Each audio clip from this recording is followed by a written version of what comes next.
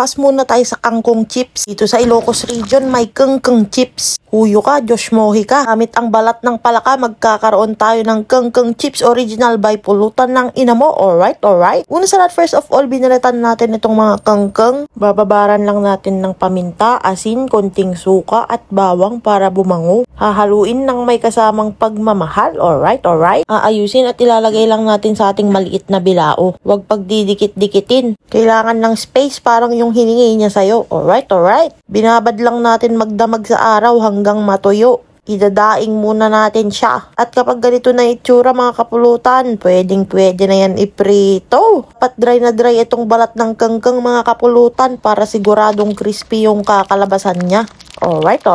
At kapag nakikita nyo na yung parang bubbles niya yun, napaka-crispy na yan mga kapulutan. Isi-set aside na natin kasi pag na-over titigas at mananakset, papait yun kapag ganun mga kapulutan. Tunay nga namang napakagaling ng mga Ilocano. Naisip nila yung ganitong recipe sa balat ng palaka. Tikman na natin kung crispy din ba.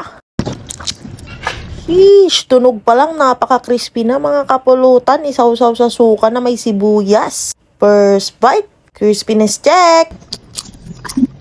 Crispy. Alright.